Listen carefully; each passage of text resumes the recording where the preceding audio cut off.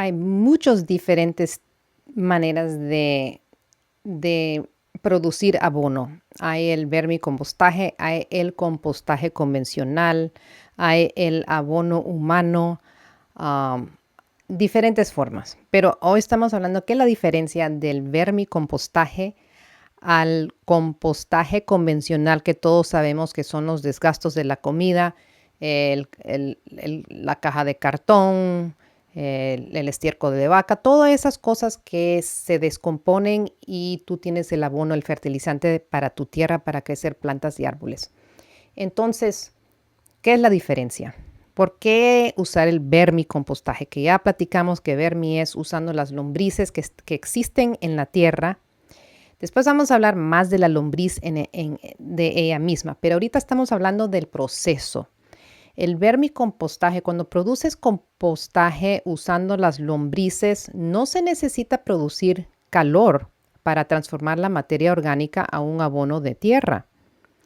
Mientras que con el compostaje general, el convencional, vas a tener que va a tener que ver cierta temperatura alta para poder descomponer la materia orgánica. Entonces tiene que generar mucho calor para que se pueda descomponer y entonces poder producir el abono de la tierra. Ya existe mucha información de cómo producir el abono de la tierra del compostaje convencional. ¿Ya? Entonces, en este curso no nos vamos a enfocar en el método convencional, nos vamos a enfocar en el método de usar las lombrices. Y esto se dice que es un método frío. ¿Por qué? Como vas a ver y vas a aprender más después, la materia orgánica que se come la lombriz, entonces pasa por su sistema digestivo y tú no tienes que estar pendiente de qué es lo que está haciendo la lombriz. Ella come y sale el vermicast. Como ya platicamos, vermicast es la heces de la lombriz y eso es lo que es junto con toda la tierra y todo. Y vas a ver el proceso, eso es lo que le echas tú. Ese es el abono que tú le pones cuando vas a sembrar algo. El compostaje normal, convencional, tienes que subir la temperatura de ese compostaje para que se pueda descomponer. Entonces, antes de que platiquemos de las proporciones del carbono al nitrógeno, ¿qué es el carbono y nitrógeno? ¿Cuáles son los elementos naturales que se encuentran en nuestros cuerpos y en las plantas? Aquí vemos un ejemplo. Vemos el oxígeno, nuestro cuerpo está hecho de 65% oxígeno, 18% carbono, 9.5 de hidrógeno y 3.2 de nitrógeno. Después ya está el calcio, el fósforo, el potasio, la sal, todos los minerales, las vitaminas.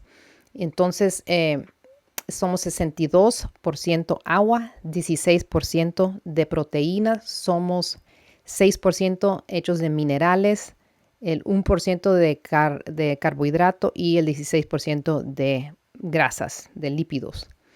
Eso es lo que es nuestro cuerpo. Entonces, aquí vemos el cuerpo humano al par de las plantas. El cuerpo humano requiere oxígeno, carbono, hidrógeno y nitrógeno. Son los elementos más comunes en el ser humano. Después en las plantas vemos aquí que están compuestas primordialmente de nitrógeno, fósforo y potasio. Son los elementos más comunes que se encuentran en las plantas. Y después, entonces, ¿qué tiene que ver esto con el vermicompostaje? Pues los vermicasts, la heces de la lombriz, la caquita de la lombriz, retiene niveles más altos de nitrógeno porque su proceso es más frío. ¿Qué quiere decir? Es como cuando comes comida y la estás cocinando. Cuando tú la pones al calor, entonces se evapora, se disminuye las vitaminas, los minerales y todo eso. O también cuando los expones mucho tiempo al oxígeno. Cuando tú abres una fruta o algo, es mejor que te la comas ahí nomás porque se va a oxigenar, se va a descomponer más rápido y se le va a evaporizar las vitaminas, los minerales a ese nutriente. Entonces, también con el compostaje convencional, como ves aquí a la derecha, ahí como es un compostaje termofílico, que quiere decir que tienes que usar temperaturas altas, tienes que cocinar ese compostaje, entonces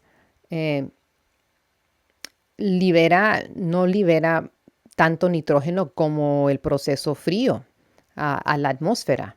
Entonces, el compostaje termofílico libera más nitrógeno a la atmósfera, no lo retiene en el suelo. El vermicompostaje sí retiene el nitrógeno en la tierra porque entonces es un proceso frío y no cocina el nitrógeno y no se evapora a la atmósfera. Entonces, la proporción del carbono al nitrógeno. ¿Qué es esto? Es lo que le llaman en inglés el carbon to nitrogen ratio. Entonces, es la proporción de cuánto nitrógeno es requerido para que ese carbono se vaya descomponiendo. Bueno, entonces imagínate, el carbono es como el color café, cualquier cosa que sea café. Y aquí tiene unos ejemplos que es como, digamos, las cajas de cartón, el periódico, papel, todo eso que está hecho de carbono primordialmente. Y después tienes lo que le llaman el verde, que es el nitrógeno.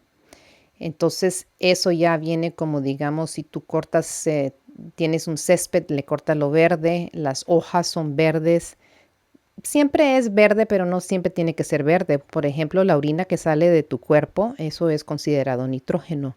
Es un líquido, no es verde, es amarillo, y si no comes bien o si no tomas agua, pues es más anaranjado. Pero es un decir que el verde es verde, ¿ok? Nomás tú pones así, si tú has andado en los jardines, tú sabes lo que estoy hablando. Es una proporción. El carbono es uno de los elementos más básicos, es lo más básico del carbohidrato, de las proteínas, de los lípidos. El nitrógeno es un gas. Está presente en todos los organismos, pero principalmente en las proteínas. Entonces, nuestro cuerpo es 3% del nitrógeno y es el cuarto elemento más abundante en nuestro cuerpo, después del oxígeno, el carbono y el hidrógeno, como ya platicamos anteriormente. Vemos que es importante no solo para nosotros, pero para nuestras plantas también. Aquí vas a ver una demostración de los diferentes tipos de las proporciones de carbono a nitrógeno. Vas a ver que el vermicompostaje se le acerca más a lo que es el estiércol de la vaca, que es como, digamos, por ejemplo, un 15% carbono a 1% nitrógeno, que es bajo comparado con, digamos, una caja de cartón que está como hasta 350 partes de carbono a una parte de nitrógeno. No vas a descomponer una caja de cartón tan fácilmente como vas a descomponer el estiércol de una vaca. Entonces el vermicompostaje tiene significantemente menos la proporción de carbono a nitrógeno. A la reversa, el compostaje convencional tiene más alto la proporción de carbono a nitrógeno. Y entonces es por esa razón que los nutrientes del vermicompostaje son más disponibles a las plantas y a los árboles que el compostaje convencional. Finalmente, el vermicompostaje toma la mitad del tiempo producir que el compostaje convencional. ¿Por qué? En realidad, si tú tienes un buen sistema de compostaje convencional, no te va a tomar tanto tiempo cosechar tu abono del compostaje convencional, el que ves a la derecha, el que toda la gente está acostumbrado. Pero la mayoría de la gente se le olvida tomar la temperatura de ese compostaje, a veces echarle agua, a veces estar seguros de que haya oxígeno, aire, que sea aeróbico, que no se esté pudriendo. Tú sabes, si se está pudriendo vas a ver moscas y va a tener un olor bien malo el compostaje convencional. Y es por eso entonces que el compostaje convencional se les enfría a las personas y ya no se descompone la materia.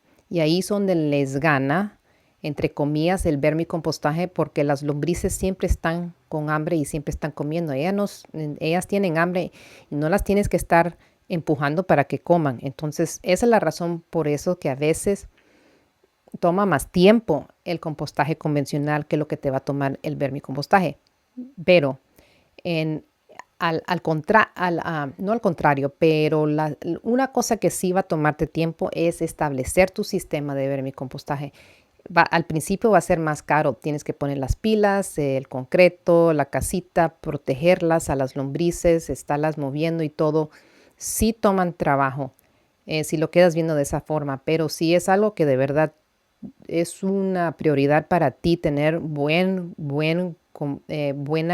abono, fertilizante para tus plantas y tu tierra. Entonces no le gana nada al vermicompostaje. Es un sistema fabuloso, ahí vas a ver. Pero por ahorita te quería enseñar esas diferencias. Ya cuando empecemos a tomar más las lecciones, vas a ver qué son otras opciones o que si tú quieres, vas a poder decidir mejor si vas a empezar tu vermicompostaje o si simplemente vas a continuar con tu compostaje convencional. Ok, el próximo episodio vamos a platicar más de las diferentes escalas que hay de vermicompostaje. Nos vemos en la próxima lección.